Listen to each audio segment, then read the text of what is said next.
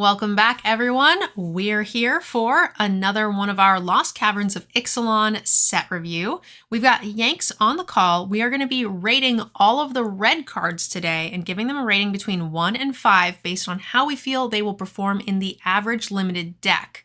So, welcome back, Yanks. Yeah, they're red cards. They're all terrible. Just play blue instead. No, red is good. Red is fun. Except this first card. A braid's great. Yeah. Okay, so we'll go ahead and jump right in. Ones are the sideboard unplayables. Fives are the game-winning, game-ending bombs. So let's talk about a braid first. 2 mana for an instant. Deal 3 damage to a creature or destroy an artifact. This is just a fantastically flexible card for only 2 mana, especially in a format that has several decks that care about artifacts. Yes, this is an artifact set, means that this is more relevant than it typically is. Also, 3 damage at instant speed is nothing to sniff at. This is premium removal. I would say that this is a solid 4. Yeah, a lot of times your 2 mana for 3 damage instant speed can also go face. I'm happy to take the trade to, instead of be able to go face, to be able to hit an artifact. Absolutely. So, premium removal. There are no number I would not run. I don't see myself cutting the 4th one of these, honestly. No, definitely not. All right, Ancestor's Aid, 2 mana for another instant, +2/+0, and gains first strike, and you can create a treasure token. Good to see some treasures here. I was expecting to see more. Obviously, I thought I would see more in red, but I thought I would just see more throughout the other colors as well. So, these are very heavy combat stuff. You're not going to want to run these in everything, but some decks will want them. Yeah, I tend to shy away from these cards, but especially if you're splashing or, have some value for the treasure other than just, as ramp, I'd be pretty happy with playing one of these.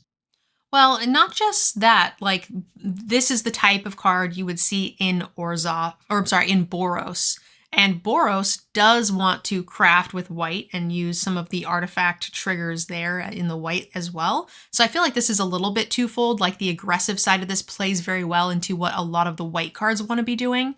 So I think this might see a little bit more play than we typically see, just because I think there will be added value with this treasure token, even outside of a splash. Because typically anytime I want +2/+0 and first strike is in a very aggressive deck where we're not splashing. Yeah, I think that's probably fair. I'm thinking along the lines, and Boros is probably right where you want this, but you're Boros, but you opened a red-blue bomb or something that you're just splashing to single blue or something like that. Yeah, then you can definitely run this and get all of the benefits along the Yeah. way. Rating-wise, it's a very cuttable card. I find these to be 2s. Most decks will just remove them, but if you have the room and you're an aggressive deck, feel free. Yep, 2 sounds right to me. All right, a Belligerent Yearling, 2 mana for a 3/2 with Trample. Whenever another dinosaur enters the battlefield under your control, you may have its base power become equal to the creature's power until the end of turn.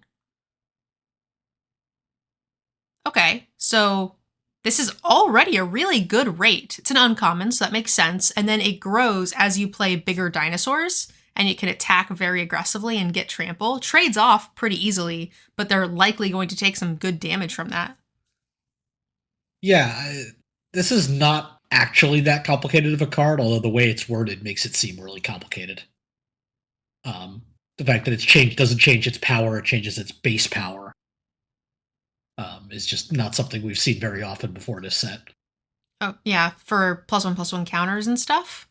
Counters or auras or Lords. equipment. Yeah. Usually that stuff is it's Yeah, that stuff would stay anyway. Yeah. I guess it's previous combat tricks is what it wipes out. Pretty not super relevant, but I think that this card is a solid thing. It's a great rate on its own, even if it doesn't have the rest of that text.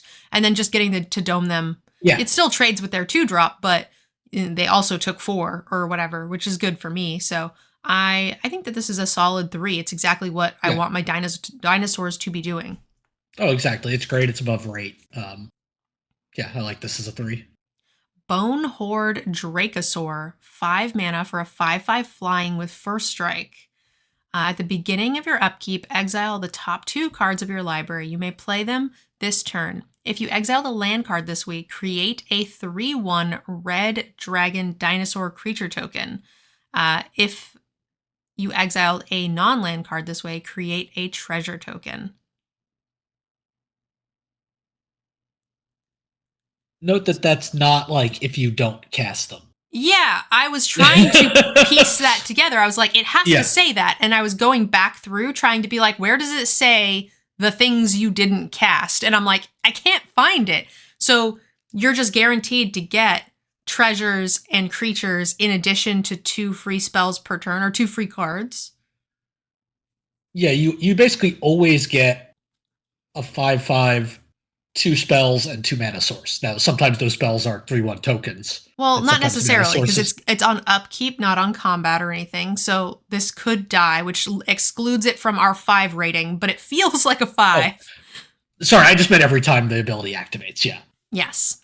So you're guaranteed to get 2 cards plus some more stuff, whether that is a creature or a treasure. It just depends, but the cards are insane. It's also a great rate all by itself. If this said 5 mana, 5/5 flying first strike, I would already play this card. Yeah. By a lot. Absolutely.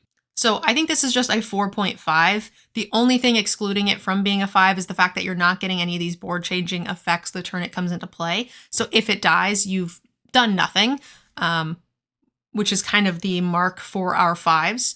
So what do you think, Yanks? Yeah. This still dies to a 3 the dismember variant, the 3 mana -5/5. Yep. In the set for no value, so it's hard to be a 5 when it can die to a common removal spell. Now, if you get one anything. trigger on this and then they kill it, I still say that gives it that makes it play like a 5 because you've gotten a ton of value, but you need that value to kind of be guaranteed. Yeah, you've gotten 4 things if you get it to your upkeep. All right, Brass's Tunnel Grinder.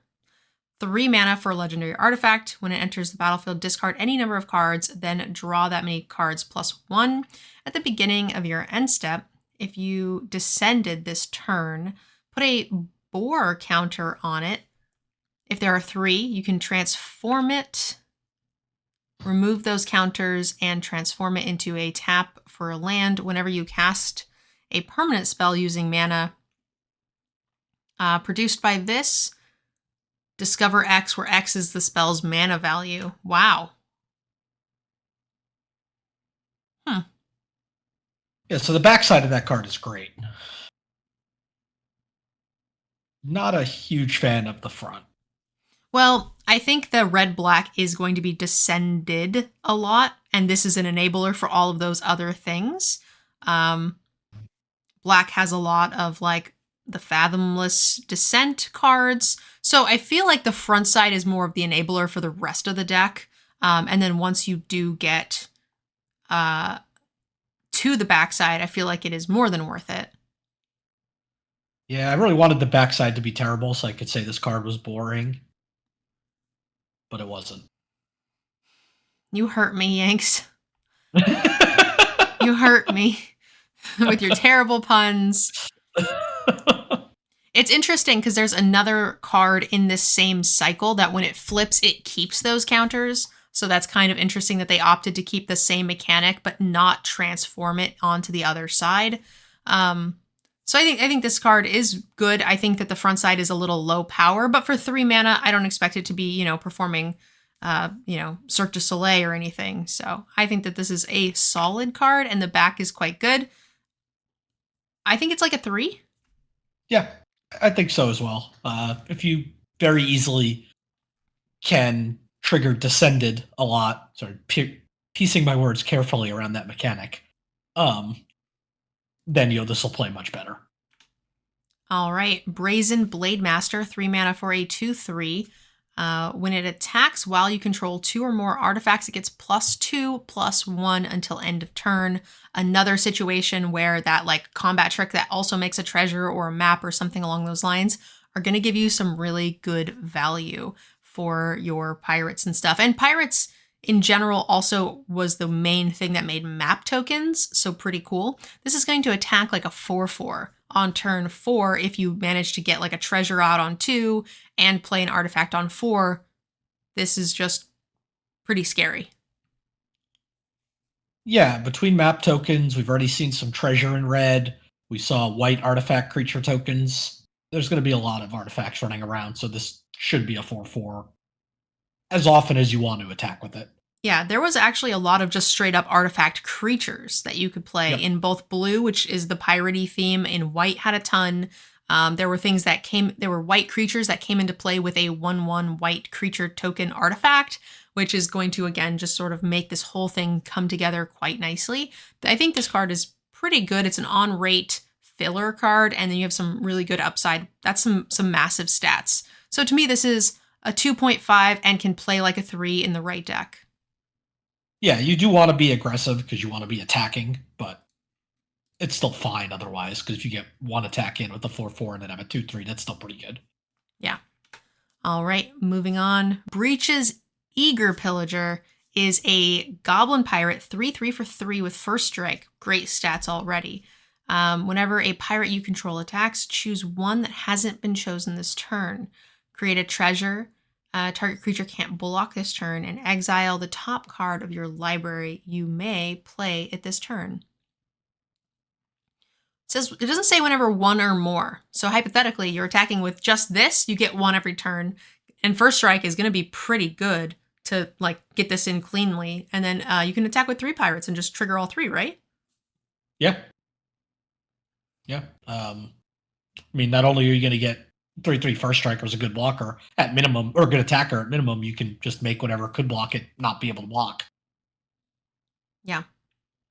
This is really efficient. It doesn't feel game ending, but it feels game winning to me. I think that this is pretty close to a 4. Yeah, I think I'm probably at like a 3/5. It'll be better in the pirate decks, but other than that, I'm probably a little lower. Just by itself, I feel like on turn 4, especially if you're on the play, you're going to get to be able to attack with this and get that exile the top card for free. There were a decent amount of like flying pirates. I don't know. It's so efficient for 3 mana. I just love what it's doing. It is. I don't know. It feels like maybe I'm just hedging everything down because every single card seems to have great stats. So It does. The other thing too is that I try to grade on a scale based on the mana cost. Like this feels to me as good as it gets at 3 mana, outside of something that probably shouldn't have been printed.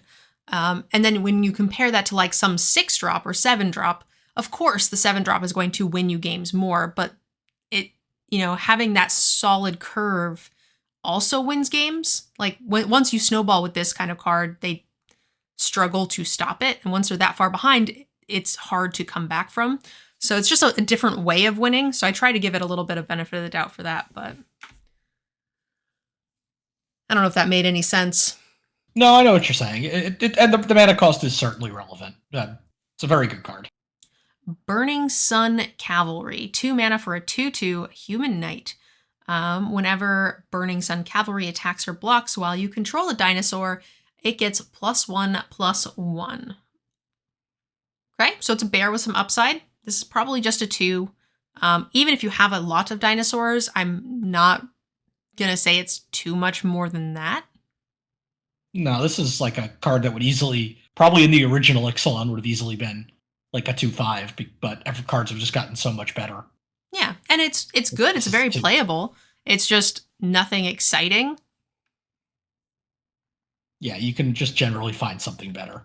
We just saw the 2 mana 3/2 with trample that gets bigger attack, whenever you cast a new creature. I think that's just drastically better. Oh yeah. All right, I'm going to let you take the next 2. Calamitous Cave-In, 3 and a red sorcery. Calamitous Cave-In deals X damage to each creature and each planeswalker, where X is the number of caves you control plus the number of cave cards in your graveyard. So it's the same cave clause we've seen on every one of these cave cards. Counts the ones in play that you have plus in your yard. And I haven't seen enough cave support for me to be very excited about this. So yeah, I mean, this feels like 4 mana deal 2 to everything. Yeah. Maybe 3, which I'm just not that interested in. I'm willing to give it the benefit of the doubt that it could be bigger. Like if there is a What were they called again? Like gates. Gates. If there is a gate stack, which I was thinking there was for the first two colors, um, this is a very good card. But there hasn't been enough support in each color for me to think that a gate stack is relevant. I'm not going to waste my time drafting gates, or in this case, caves, for such little payoffs. This just doesn't Yeah. seem like it's going to be supported. Right, and also, right, we're talking the average deck, when at best, even if there is a good Caves deck, that's 1 out of 8 players at a draft table at best. Like, so on So, average, this card is just not going to be good. rating wise, I think this is a 1.5. Yeah, I like it at a 1.5. It'll be very easy to know if you want this card, and you should be able to get it really late. Child of the Volcano is a 3 and a red 3/3 elemental with trample. At the beginning of your end step, if you descended this turn, put a +1/+1 counter on Child of the Volcano. Just a nice little descended payoff for that red-black deck. It's probably the most likely one that's going to want this, but you only got to get one trigger on this to be pretty happy with your rate for a 4-mana 4/4 trampler. What I love about it is that it doesn't have to attack to get its bonuses. Yep. You can just sit back and wait, make reasonable trades with other things, attack with Death Touchers, whatever you want to do, and eventually this will become a pretty big threat. And it has trample, so that is sort of the what I want that ability to go together, right? Those two things are perfect. Yeah, or you just attack, trade your 2/2 for their 2/2, and second main play this, and it becomes a 4/4 at the end of turn. And they won't And then see you've it already got coming. it. There Yeah. was a green creature that was similar to that in the Landfall set, and that thing was pretty surprisingly good playing post combat. And I was like, every time they played it, I was like, crap. Yeah. It was the Return to Zendikar, the most recent one, Yeah. I think. It was, Zendikar Rising. yeah, I think it was in that set. It seemed really good, and it was a tough thing to play around. Yeah. That said, probably still a 2/5. I think this is a great thing for the descended decks. So if you can descended many times, then it will play up. I think this is going to be pretty premium for those decks. But the average, I think it's playable in anything. Yeah, it's hurt a little bit by the fact that red black is probably the only red deck that is specifically trying to descended. God, that sounds terrible. Yep. But you don't need to be doing it consistently to make this a good card. You just need to be trading off in combat. I think that this is a fine card in just Boros because you're going to be making those trades. Yeah. And it's just, that's an okay thing to do. Curator of the Sun's Creation, 4 mana for a 3/3. Whenever you discover again for the same value. This ability triggers only once per turn. I haven't seen as much discover as I would have thought. Most of it is stapled onto like uncommon or rares. Yeah, I'm imagining we're going to see a decent amount of it in green because it's kind of the merfolk mechanic, but we didn't see as much in blue as I thought we would. Yeah, we did see it stapled onto a rare land here in red, right? Yes. I'm sorry, Discover. I'm getting Discover and Explore mixed up. Ignore me. Yes, you're right. We have not seen a lot of Discover either. But was it stapled onto that land, if I'm not mistaken? Yes, yeah. Cool. Whenever you cast a permanent spell using mana produced by it, Discover X. Great. So, I mean, I still think that this is probably, if you've got a few, it's kind of below rate on its own, and it's not a pirate, so it's not a relevant creature type. So, honestly, it seems like a split rating card to me. You have to have, like, I don't know, 5 pieces of Discover, 4 pieces of Discover for this to be relevant. And other than that, I would say this is a 1.5. Yeah, Discover's a weird one. Like a card like this is strange because Discover's not really a mechanic you really need to build around for the most part. It's just you're just getting extra value off your cards. So other than like really specific payoffs like this, you're just kind of filling in your Discover cards because they're good cards. So there aren't going to be, I think, many Discover decks. And you just have to you have to get lucky that you have a high number of those in addition to finding this uncommon. Yeah, now you find this early, and maybe it makes some of the more marginal Discover cards worth taking. But yeah, this is a tough one to build around. All right, Daring Discovery, Mm. as we say that. 5 mana, up to 3 target creatures can't block this turn, discover 4. What if I've got nothing else to cast, I'm not ahead, and I don't want to attack, but I want to discover 4? Like, then I'm just paying a worse rate? Like, I don't know. It's kind of flexible, but I don't like it on principle. I don't either. The only nice thing is that, like, in this scenario you're talking about, this at least isn't dead, as opposed to some of the other target can't block this turn would be. Oh, I agree. I don't run those unless they're stapled to a creature, like with an adventure. You know what I mean? Like we just saw most recently, the 4/4 Haster had 2 creatures can't block. That was fine. Yeah, I feel like I feel like maybe not you, but I definitely see people running like the seismic, whatever type cards that just your team can't block. The only Especially one in, that like, I your aggressive actively Boros enjoyed deck. running was the one that dealt 1 to everything and did Yeah, that. it's like electrostatic something in That one was one of the Ravnica sets. Yeah, Love that one. yeah, that card was good because it also just killed things. Yeah. Rating wise, this is okay. Yeah, it's a 2. Agreed. Like, I think you it's a can 2. play it, and this is the type of like mediocre discover card that maybe you play because you had the last card. Yeah, agreed. Diamond Pickaxe, 1 mana for an indestructible equipment. You can equip it for 2. An equipped creature gets +1/+1, and whenever this creature attacks, create a treasure token. This is a reprint? No, it's almost a reprint. The No, other one was it's colorless. from Call Time. Yeah. And I was just trying to think of the name of it, but I can't. That card was so much better than I thought it would be. Yeah. Um, it was It was definitely a pickaxe. gold vein pick. Gold vein pick. So the only differences are it cost 2 instead of 1, instead of a red. It's colorless, but it equipped for 1, but it had to deal combat damage to a player instead of just attack. That's interesting. And it didn't have indestructible, but that's not the biggest issue. So they're changing the location of the costs and when you get the effect. Getting the effect just for attacking seems pretty good. Yeah, now doubling the equip cost is a lot. Going from 1 to 2 is a big deal there. But being able to play it on 1 is also pretty cute. Yeah. You can't do that, Yeah. you can't cast it any other time. This actually means you are more likely to be able to attack with it a bit early. I don't know. I'm willing to pay the extra 1 to get the treasure no matter what. See, I'd much rather have Gold Vein pick than this. Ignoring the colorless part, I mean, because that just can go in anything, which is. I'm also ignoring the colorless part. Yeah. I think that the on attack instead of on hit is super relevant. It is. I think it's less of an upside than the extra equip cost is a downside. Interesting.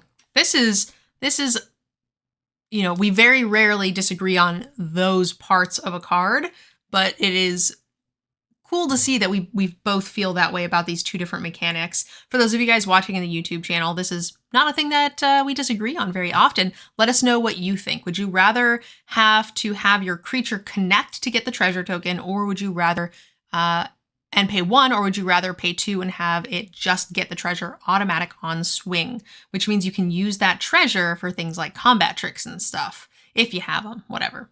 But I think that is super relevant, and I would rather have it this way. That's fair. I'm generally skeptical of any equipment with an equip cost higher than 1, unless it's really powerful. Rating wise, what are you thinking? I think this card, you're still going to play this in probably almost any red deck. Off the top of my head, I don't know why you necessarily wouldn't, because it is cheap enough. I guess if there's some sort of really heavy control deck.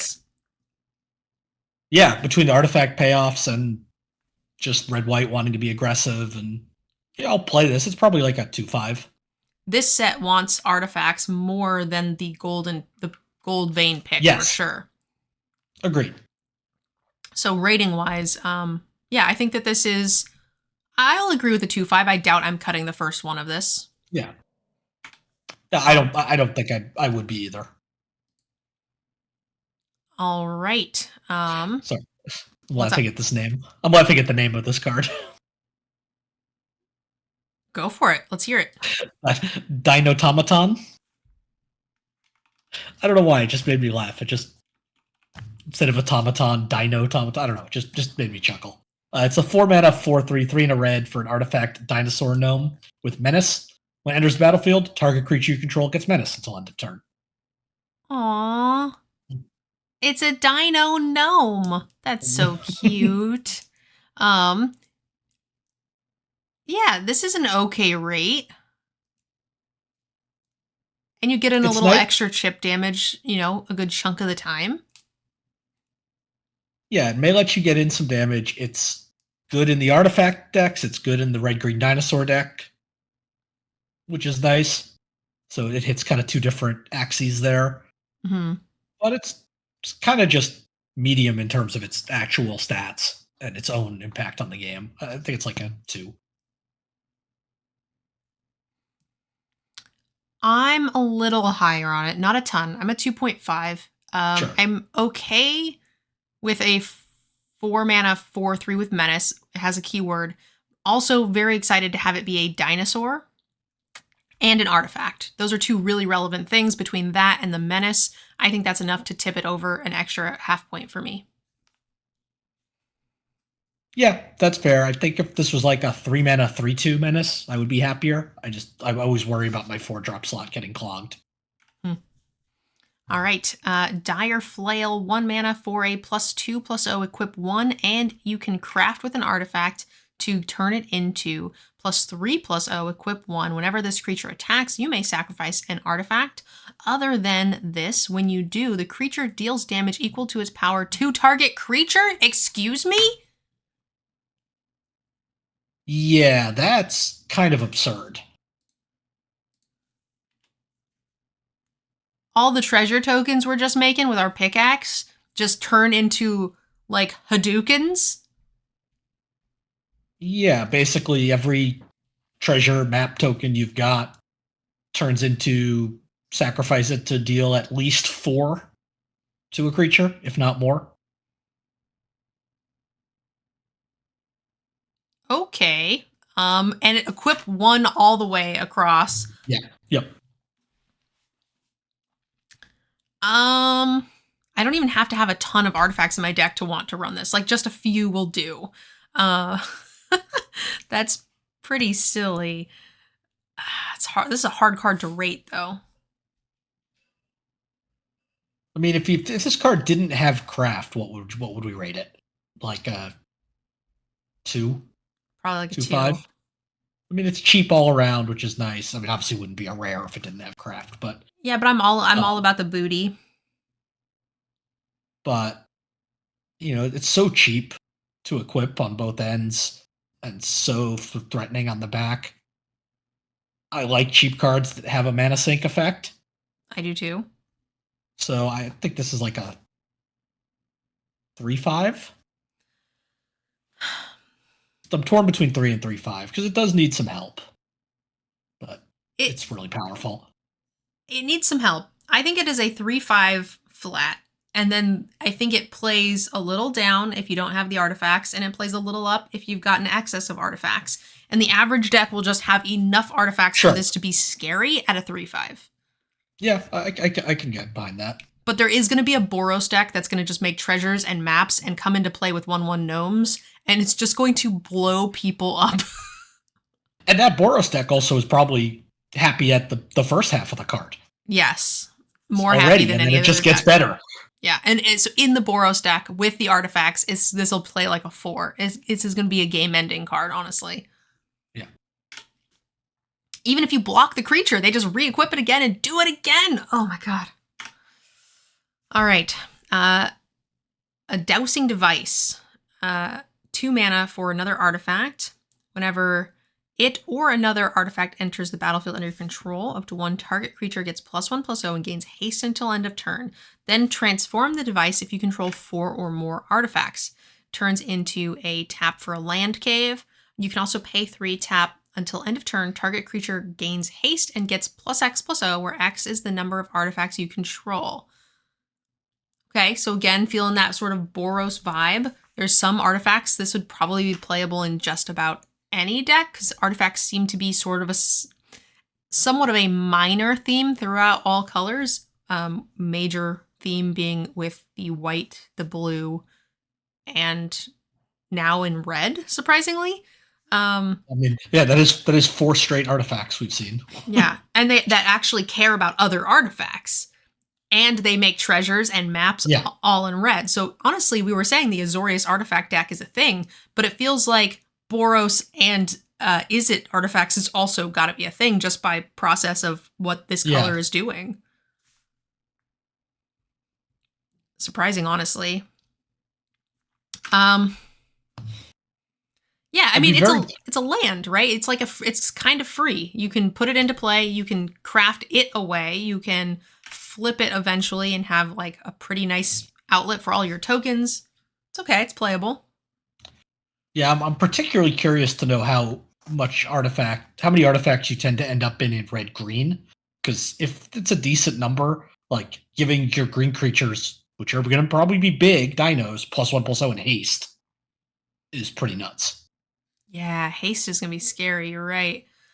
Rating wise, I think you have to have the artifacts to make this work, but the front side of it's nothing, like you said, kind of in a green stompy version. I think still pretty fine. And in Boros too, right? Like Boros is going to actually really enjoy the haste side of this, even if you're not flipping it super easily. So I think this is a playable card, but I want to say in the average deck, it's probably just a 2. Yeah, but it's going to play very, very up if you have enough artifacts.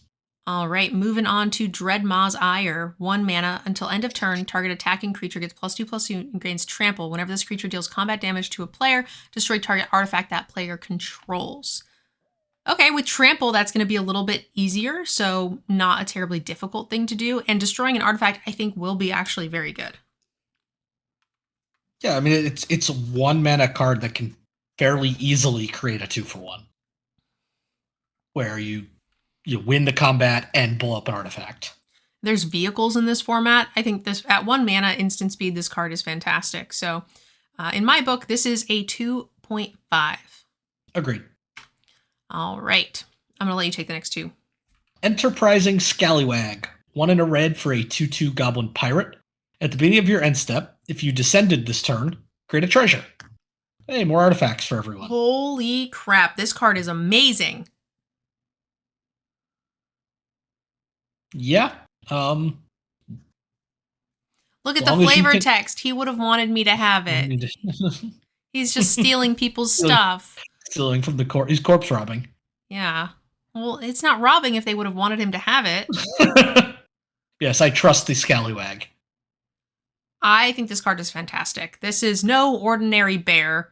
Treasure tokens, they're ramping, they're fixing, and they're synergizing and turning into frickin' Hadoukens at people's faces. There's so much you can do with your extra treasures here. You can tap them with tapping other things to make your creatures bigger. It's just, there's infinite things you can do here. So I am a big, big fan of this card. I feel like to me, this is a 3. Yeah, I would love to know. We'll find out fairly quickly into the set. Like, in the first, say, like 5 or 6 turns of a game, how often do you trigger Descended? Like, because if it's as often as it feels like, then there's some those cards are going to be very much overpowered. I feel like it's not. It depends on the deck. You have to have kind of creature-heavy decks. There's going to be the decks that actively can do it on their own and synergize and do it, and then there's the decks that just trade creatures from time to time. So you're only going to get a handful of triggers, but you only need a handful for me to be happy with this. And then the upside when you can abuse it and use it a little bit more, and when you have like the payoffs for treasures. Oh, this is going to be, this is my little horned tail.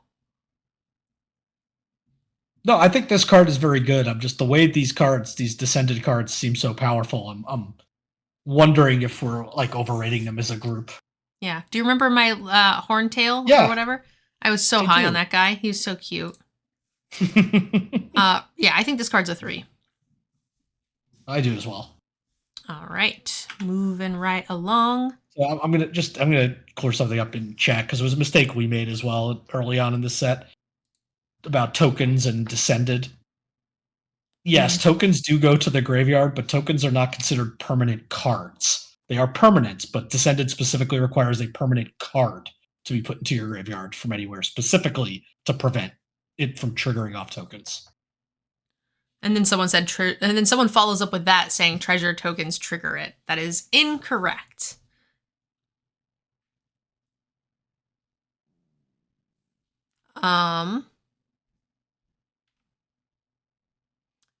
You descended if a permanent card was put into a graveyard. So that does not qualify for tokens. Okay. Exactly. Moving on. Atali's favor. Gonna try to get it going. We're way behind. 3 mana for an aura. When it enters the battlefield, discover 3. Gets +1/+1 and has trample. It replaces itself? I mean, I don't know. I am so iffy on the discover in comparison to other times where you see these, come into play and draw you a card, come into play and I don't know. I've seen a couple of different versions where they sort of replace themselves in some way. And yeah, it's fine, but I don't know. Discover seems so random to me. I'm just not a fan. It is, but it's, arguably less random than just draw a card. But I know what drawing a card is. Like, I don't know. And it's Discover 3. Like, you're guaranteed to get just a 3-drop or less. Yeah. Whereas, if a draw card could hit my, premium removal, it could hit my bomb, it can hit whatever. True, but there are going to be times where you really want a cheap spell. Sometimes, but I feel like not usually. I just don't like Discover, that's all. It's fine. I have discovered that. Someone said it helps a storm count. For those of you guys just joining us, this is based on limited, so draft and sealed. I know a lot of people talked about Commander in the chat too. So we do see those comments.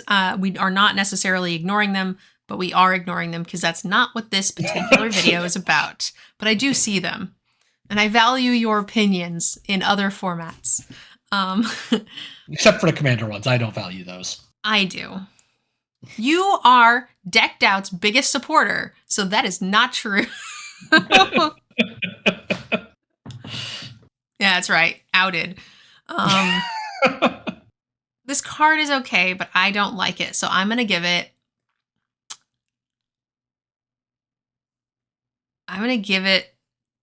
a 2.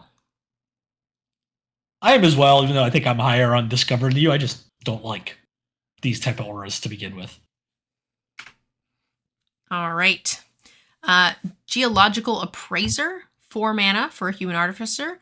When it enters the battlefield, if you cast it, discover 3.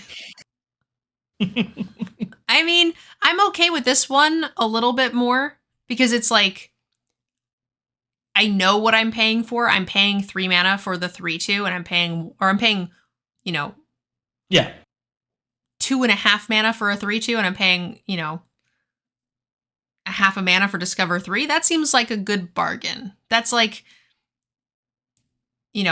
buy 2, get 1 free kind of thing. Yeah, I mean, right, 4 mana 3/2 draw card would be good, and this is not the same, but because you're right, you can't get your bomb with it, but you also can't draw land, and you can get a spell for free, so I feel like those kind of balance out. But drawing a land means that you didn't draw it on your turn, so I still find that very valuable. Well, but you still wouldn't... Here, it gets sent to the bottom, so it's not like you're going to draw it later either. That's what I'm saying, but you were comparing it to draw a card, and you were saying saying you don't draw a card in this where you could have, where I was saying even when you do draw a card with the draw a card clause, it's letting me on my next turn not draw, you know what I mean? Like not draw that same land.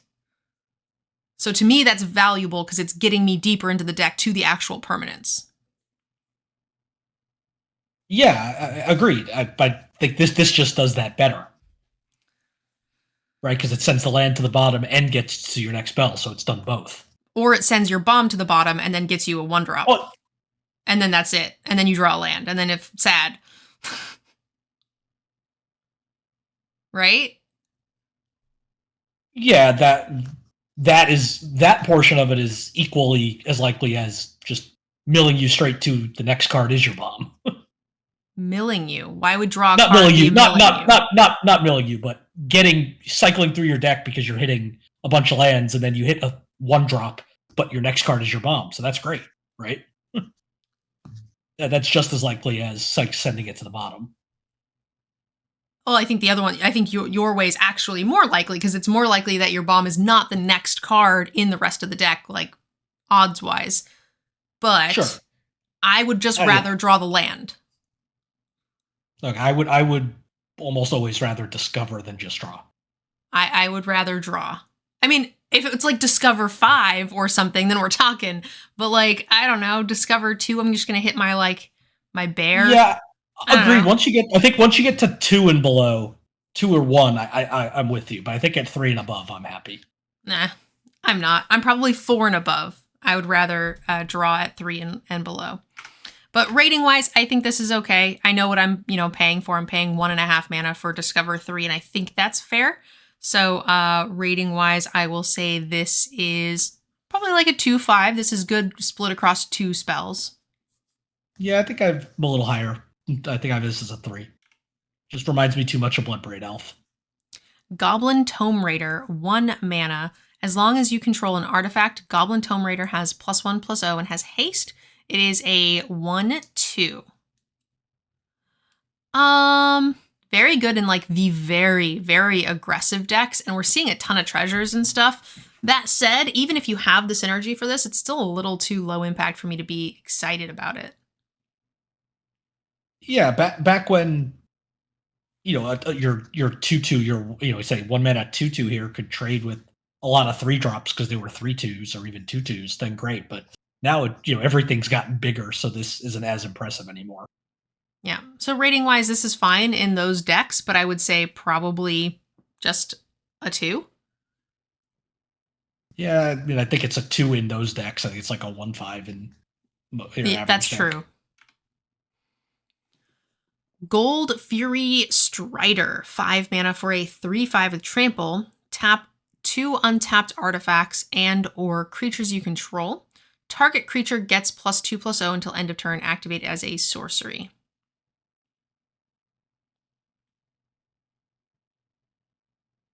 There's no limit to this, so if you just make 8 treasures, you're just getting to buff your entire team.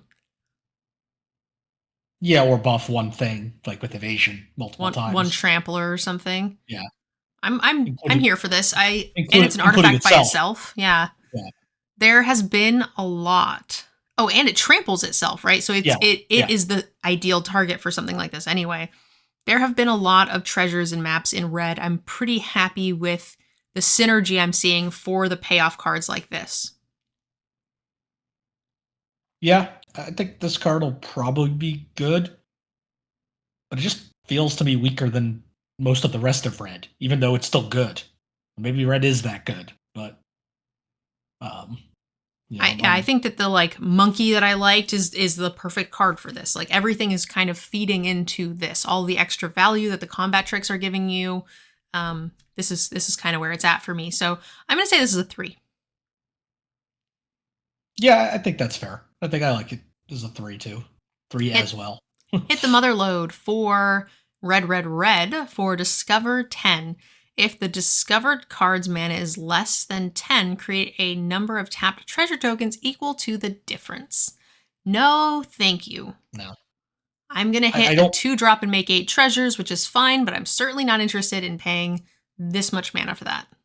Yeah, this is a part of where I'm not interested either. It's just too much. You were going to pay 7. I want a little more, either something stapled to my Discover or some more certainty as to what I'm going to get. And I don't really care about making treasures if I'm already at 7 mana anyway, for the most part. And if I can already pay red. Exactly. Yeah, I'm going to say this is a 1. Yeah, this is a 1. Hotfoot Gnome, 3 mana for a 3/1 with haste. Tap another target creature, gains haste until end of turn.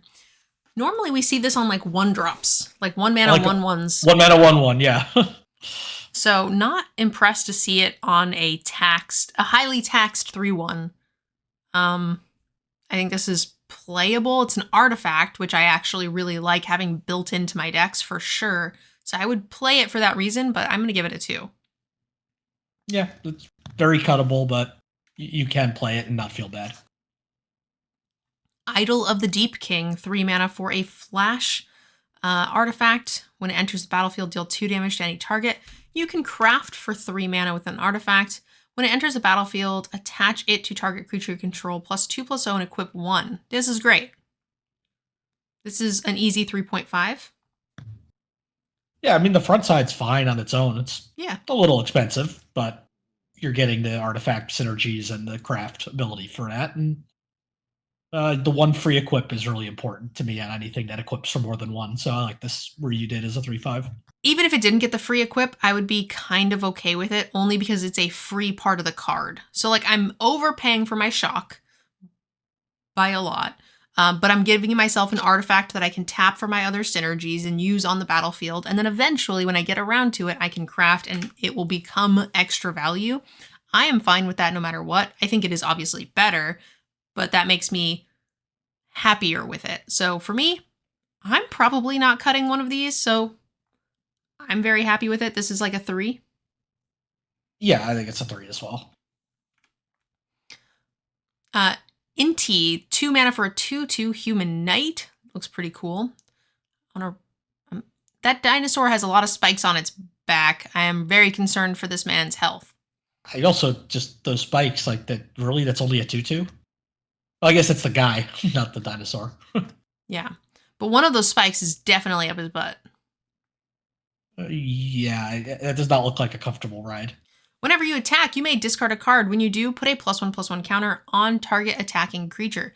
It gains trample until end of turn. Whenever you discard 1 or more cards, exile a top card of your library. You may play that card until end of your next end step. Huh. It says whenever you attack. It doesn't say you have to attack with it. It's a 2 mana 2/2. You can attack with your 4/4, put a counter on it or on the 4/4. It gains trample. Also, it's going to replace that card and help you fuel your fathom and depth and depthedids. Great. I think this card's fantastic. Yeah. You do have to put the counter on something that's attacking, so you can't put it on this if it doesn't attack. But that's fine. Yeah. Oh, that's perfectly fine. Yeah. The best part about this, right, is discarding an extra land, which triggers Descended because it's a permanent, and getting a spell off the top that you get to play. Mm-hmm. That's very good. I'm very happy with this. Rating-wise, it's probably... I think it is a slow build. I'm going to give this a 3.5. Yep, a 3.5 as well. It's still, dies to that common shock we just saw for no value. Magmatic Galleon. We have a 5 mana 5/5 crew 2. When it enters the battlefield, deal 5 damage to target creature and opponent controls. That is just straight up spells. Sorcery speed 5 mana deal 5. That is a thing we've played for many generations. So I'm already here for this card. Whenever 1 or more creatures your opponent's control are dealt excess combat damage, create a treasure token and crew 2 to turn it into a 5/5. This is fantastic. I think that this card is a...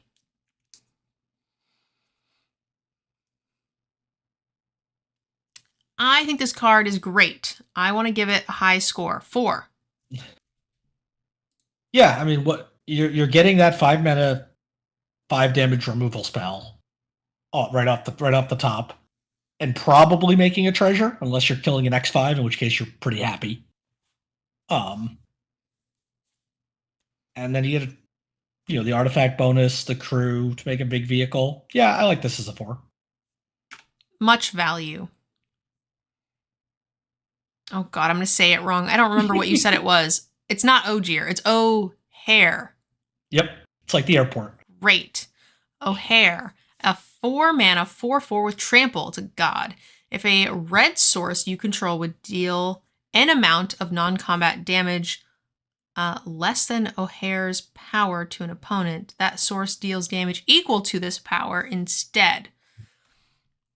When this dies, return it to the battlefield transformed into a land. Tap for a red, pay 3, transform the temple. Activate only if a red source you control dealt 4 damage or more non-combat damage.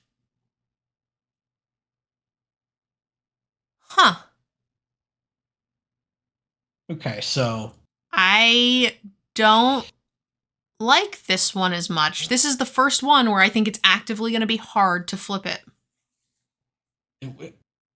it'll be tricky to flip it back, mostly because of it's going to cost a lot of mana. Because most likely the way you're dealing 4 or more non-combat damage is like playing a 4 damage removal spell. But most of those can't go face. It doesn't have to, right? It's just non-combat damage, not to players. Oh. Normally, whenever it talks like that, it says to a player, but because the front side does, which is why it's going to confuse people. I had to read it a couple times. So if you have a way to, if you have some 4 and 5 damage removal spells, great, but those tend to cost 4 or 5 mana, and then you need another 3 to flip this. That's a lot.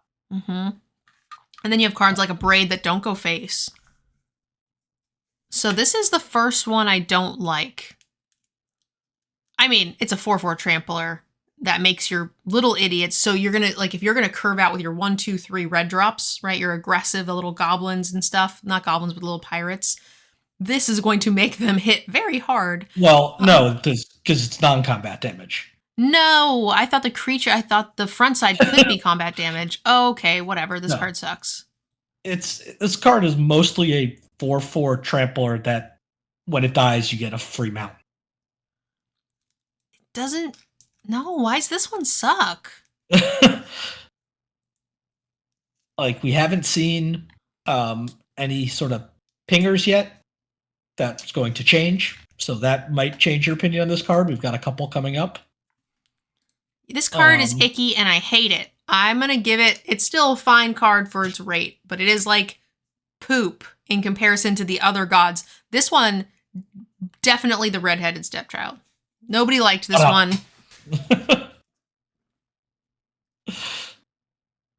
Yeah, it's still a good card, but it's just it's so conditional.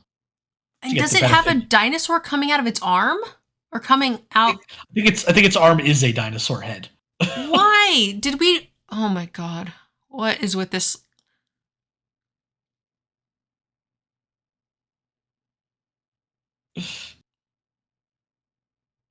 I don't know. I mean, 4 mana, 4/4 trample that dies into a land is fine.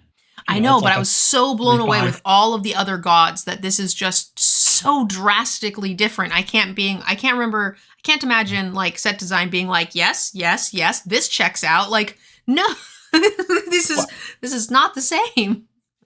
Yeah, but I mean, this could also be like terrifying and constructed, right? That might be how they're looking at it.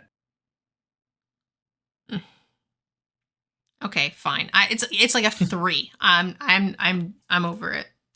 This card I think I'm a little higher. I think I'm at a 3/5, but yeah, it's disappointing compared to the previous ones.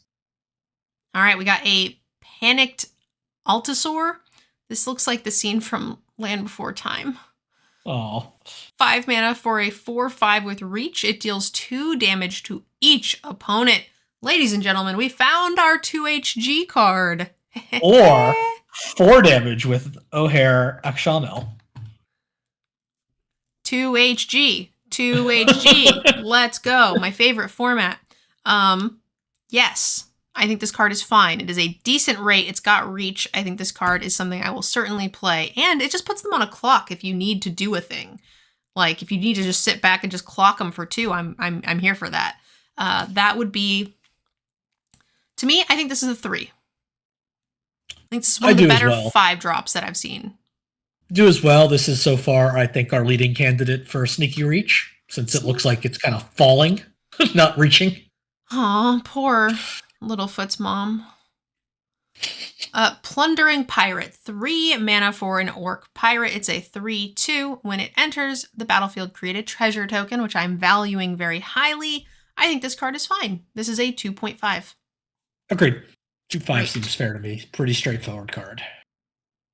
All right, Poetic Ingenuity. We got 3 mana for an enchantment. Whenever one or more dinosaurs you control attack, create that many treasure tokens. Whenever you cast an artifact spell, create a 3/1 red dinosaur creature token. That ability triggers only once each turn. This card seems great. Yeah. We saw I a mean, lot of red creatures that were just straight up artifacts already. Not a ton, but like a decent amount. We saw some equipments. We saw, plus you have a sister color. If you're in white or blue, that's going to be fine. You're going to get plenty there. And maybe you don't even have artifacts. You just have other dinosaurs and you create a bunch of treasures, and then you can use those for other things. Like if you were in the Gruul dinosaur deck, maybe you want the treasures. yeah, the usual concern with these sort of like dinosaur tribal cards that we saw in the first Ixalan is that dinosaurs tend to be so big that they're not that relevant. Like, I don't care if I'm getting a treasure token when I'm attacking with my 6/6. I've already got a bunch of mana. But we've seen some 2-drop and 3-drop dinosaurs already in red. We haven't even gotten to green yet. Agreed. Um, Rating wise, I think this is a split card. Honestly, you're gonna know if you have dinosaurs, you're gonna know if you have artifacts. If you don't want this card. So it's a 1, or in those deck, it's probably closer to a 3. Especially if you can poop out a 3/1 dinosaur every turn, I'm in. yeah, this is one of those cards that's, like you said, it's unplayable or it might be the best card in your deck. All right. Rampaging Ceratops, 5 mana for a 5/4. Can't be blocked except by 3 or more creatures. We've been seeing this a lot lately. We saw it in the Lord of the Rings set. This one is a little bit smaller, but it does mean if your opponents are not a super creature heavy deck, they're going to really struggle to deal with this. Like, Yanks can't like just physically cannot block this at any point in the game. I'm just going to counter it. Or blow it up or whatever. But like, Yeah. I don't, sometimes you run out of stuff, and Sure. sometimes you gotta block, and your 1 or 2 creatures won't be able to do that. So I think this is an okay ability if your 5-drop slot's not too chunky. I'd rather have Reach Boy. Yeah, I agree. Although normally I really dislike these expensive cards with low toughness, but the blocking clause makes that a much less of a downside. Yeah, and it's a relevant creature type. I'm going to say this is a 2.5. 2.5 works for me. All right, Rumbling Rockslide. This is a reprint. Yep. 4 mana for a deal damage equal to the number of lands you control to a target creature. I actually thought that this card was really good when it was first printed. It feels like it might be a little power crept now, but I love that you have a removal spell that scales with the big-ass dinosaurs your opponents are going to play on you. Oh yeah, this was one of my favorite removal spells in that. I forget which set it was in. It was in the landfall set, right? It was in Ikoria. Oh, yeah. That's right. I do remember liking having a bunch of these and having them just kill me anyway with Cycle. Yeah, it didn't matter because their 1/1 was now a 9/9. So rating wise, I think that this is pretty close to premium removal, sorcery speed. At this point, it is feeling a little less exciting for me, so I'm probably on like the 3/5 range, but the fact that it can kill dinosaurs makes me happy. Yeah, I've got it as a 3/5, but this is the sort of card that red sometimes needs because it just can't deal with those really big things. It doesn't have the unconditional exile or destroy that white or black does, or even lockdown that blue gets. Certainly never cutting it. Do you want to take the next one? Sure. Sahili's Lattice, 1 and a red for an artifact. When this enters the battlefield, you may discard a card. If you do, draw 2 cards. You can craft with 1 or more dinosaurs for 4 and a red, which is an interesting clause. I'm assuming there'll be a reason you want to do multiples. And the reason is on the back. Mastercraft Raptor is a star 4 artifact creature dinosaur. Its power is equal to the total power of the exile cards used to craft it. So on its face, it's just the typical 2 mana discard a card, draw 2, right? Like we see that all the time. And it's like fringe playable at a 2. It also gives you an artifact that you can use for all of your other artifact synergies. You're casting an artifact to trigger your dinosaur enchantment. You're you have an artifact on the battlefield to tap to give a creature +2/+0 with that 3/5 idiot. And then eventually you can just like remove a dinosaur you have from the graveyard that you don't need, and turn this into, let's say the average dinosaur has what, 5 power, into a 5/4? That seems like pretty good card advantage. Like normally the downside of the front side of this card is you have to spend a card to do the thing. This time you don't. This is actually card advantage as opposed to card neutral. Yeah, we don't get the like side little like trinket benefit we've gotten from these cards. Like I think we got a Wicked Roll last set. We've gotten like a treasure before, but instead we get this craft ability and the artifact synergies, which I think is way better.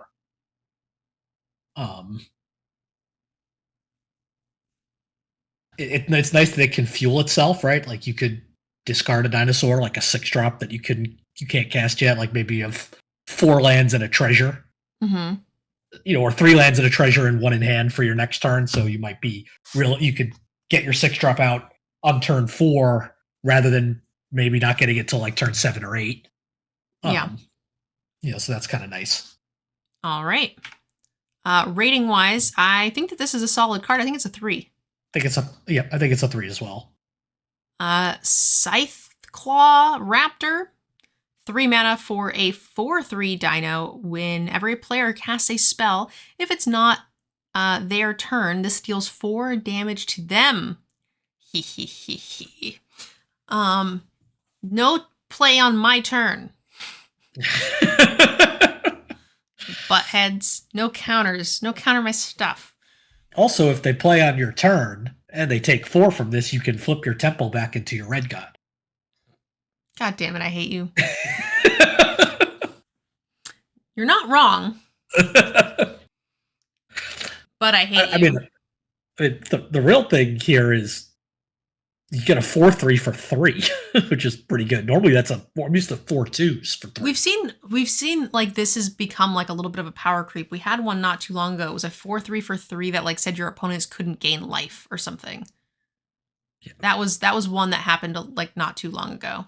Yeah. Someone else said that like in the chat said it also hurts you. Yep. My Golgar or my Gruul dinosaur decks don't tend to play a lot of cards on my opponent's turn. So I think that's fine.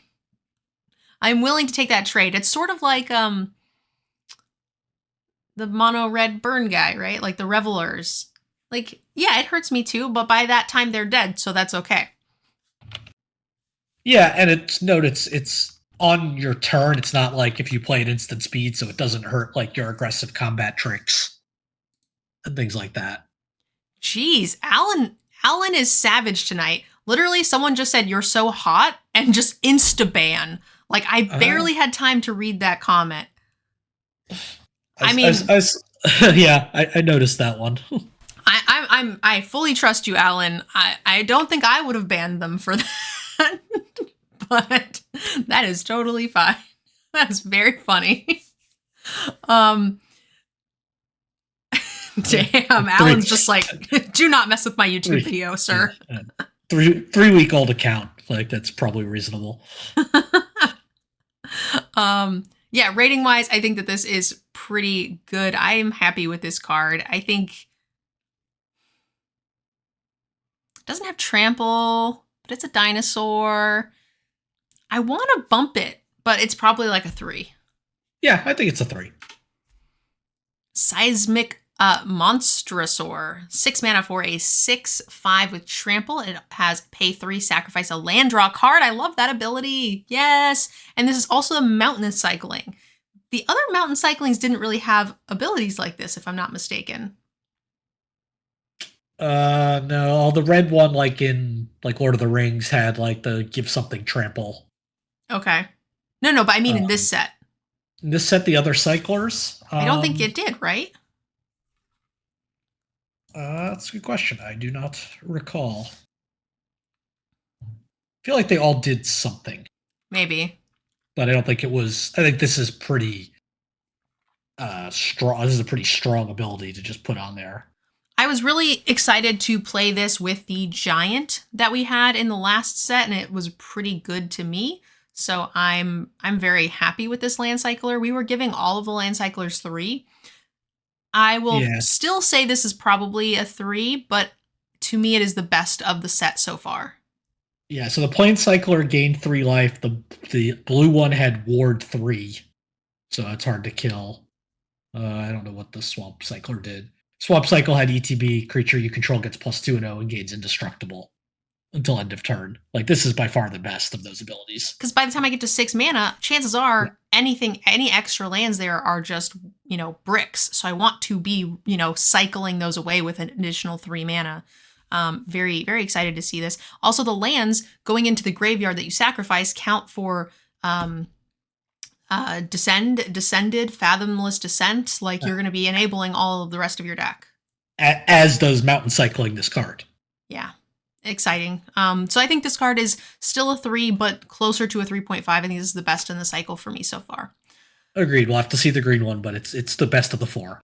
We are super far behind. So Sunfire Torch, 1 mana for an equipment, +1/+0, and gains whenever this creature attacks. You may sacrifice the torch. When you do, this creature deals 2 damage to any target equip 1. So it's a shock that you can just hang out on the board. Yeah, it's a shock with hoops, but can get some other benefits. Like, I think I'd probably just rather have shock. Yeah, it's tough, right? So, like, you have to attack. So you are in a situation where your creature might get eaten because you need the shock. But vice versa, you could be in a really good aggressive situation early. You play this, equip cheap, you get some extra chip damage in, and then you can attack and shoot it off to kill their blocker. So this feels very Boros. I feel like in Boros, I would rather have this than the shock. But in anything else, I'd rather have shock. That's probably fair. The extra mana is unfortunate, but I think it's or the extra mana cost when you include the equip to get the shock effect. But if you're getting the other value out of it a couple times before you have to throw it, then it's pretty good. Or Gruul with all the trample we're seeing. Because we are seeing a lot of Dino Trample. So like that, True. This also might be better than shock in that deck too. So it's fine. I think this is like a 2. Yeah, it's a 2.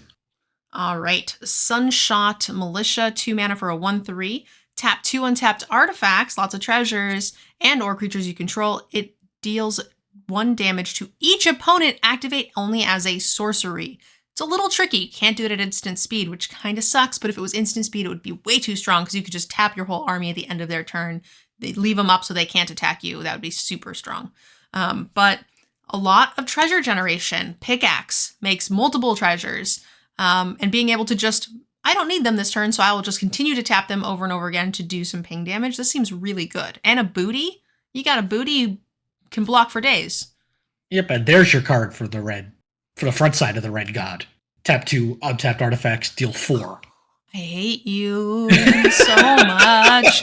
I'm not going to main phase on my turn, tap 8 things, and then still have to tap 3 mana. No. The other way, for the front side. It turns the 1 damage you're dealing into 4. I see. Okay. Into so 4 every damage? 2 artifacts. Yeah.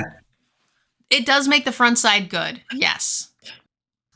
But fine. Yeah, backside, no. 8 things and 3 mana to flip, no.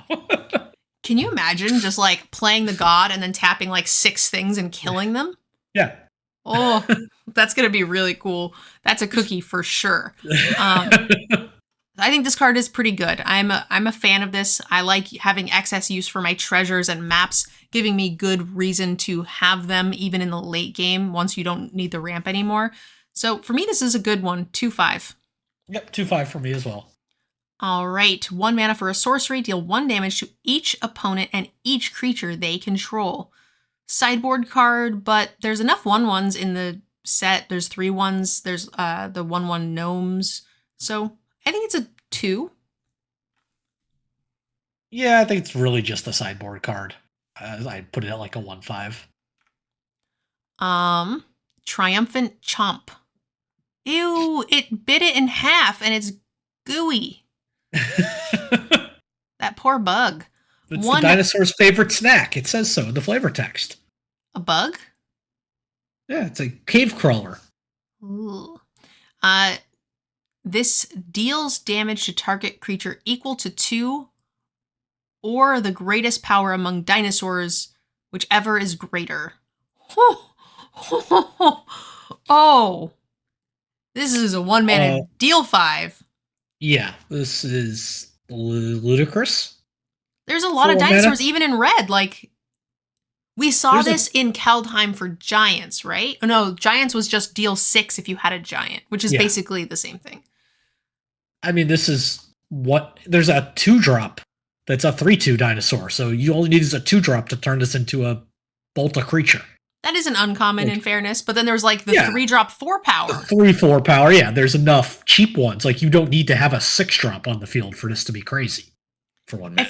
If you're in red, this is probably just like a 3 because there's going to be a little bit light number of dinosaurs. But I did see each color did have 1 additional dinosaur in its color.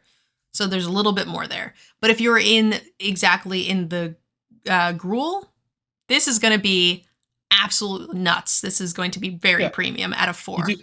You do have to be careful, right? If they kill your biggest dinosaur in response to this, you might not kill your target. So you got to be careful about that. I say on average, it'll be a 3.5. Agreed.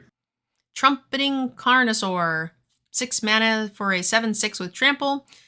Enters the battlefield, discover 5. You can also pay 3, discard this. It deals discard Trumpeting Carnosaur. It deals 3 damage to target creature or planeswalker. It's got a stapled on decent removal spell. Yeah, I mean there are going to be times when you don't think you're going to live to 6 mana. So this is great that this is not dead in those games. And it's a 6 mana 7/6 trampler that has a built-in free discover. Yeah, this is very good. I think that this is a 4. Maybe a 4.5. I think this is a 4/5, and I'm almost tempted to make this a 5. I don't, because you are guaranteed if you play this to get at least a 2-for-1. Because you're getting the discover value, and they have to still kill this. Yeah, but they can kill this, and you could just hit a 1-drop or whatever, right? Yeah, that's why I'm probably with you at 4.5 because you might it's not. Close, and then you have the flexibility of like also the burn spell. I think it's close, but I think it's a 4.5. Yeah. I think 4.5 is right, but it's close. All right, volatile Wanderglyph. Yeah, Wanderglyph, 2 mana for a 2/2 artifact. Hey. Whenever it becomes tapped, you may discard a card if you do draw a card. And there's lots of things that want you to tap it and do other things. So this is fine. This is, honestly, with all the artifact synergy I'm seeing, and you can just attack with this as well. This feels like a 2.5 to me. Yeah, it puts potentially a permanent to your graveyard for descend and descended. Yeah, 2.5 is pretty good there. Zoyoa? Sure. Something Justice. 2 mana for an instant. The owner of target artifact or creature with mana value 1 or greater shuffles it into their library. Then that player discovers X, where X is its mana cost. It's okay. Like a weird warp world. Yeah, it's like a chaos, or like chaos, not orb. What is it? Chaos warp. That's what I meant. Not warp world. Yeah, chaos warp. But it cares about the mana cost, which is a little bit interesting. So you don't get too punished if you're using it on something small. I think that's nice, as opposed to just getting the top thing. So I think this is playable, but I don't love it. This feels like a card that somebody's going to figure out a way to do something stupid with, like Tybalt's Trickery. Probably. But in limited, I think that this is like a 2. Yeah, I think it's a 2, and it's a nice card to have in your sideboard, especially for, like, if you come up against some really... oh, no, it's artifact or creature. Never mind. It's not permanent. I was going to say, like, as a weird way for red to get rid of enchantments, but never mind. Yeah, I think just a 2 then. Yeah, I mean, it's card disadvantage, but you're going to get rid of their dragon and give them, like, something random. But you shuffle it into their library, they still get it. It's still scary. They could discover into that. Yeah, that is unlikely, but... Unlikely, but it would be funny. 3 mana, 3/3 with an armored... Nope, we're into green. Oh, did we finish? Yes. Woohoo! I wasn't paying attention. Okay, that's the end of our red ones. This was a little bit of a longer episode. Thank you guys so much for watching. Leave us a comment down below in the description. Let us know what you think of red and this crazy artifact synergy. There was less pirates, more artifacts. I don't know what to think of this. Yanks, what do you think of red? Artifacts all over the place. Descendant seems really powerful. Agree with you. Not a lot of pirate support and a ton of dinos. Could be fun. Yeah, all right, a lot of dinos. All right, guys, that's it for now. We'll see you in the next episode. Don't forget, you definitely want to check out the introduction to Ixalan because that's where we have all of the new mechanics, returning mechanics, draftable archetypes, and everything you need to know to get into the actual drafting of the set. So go ahead and check that out as well. We'll see you guys next time for green. Bye.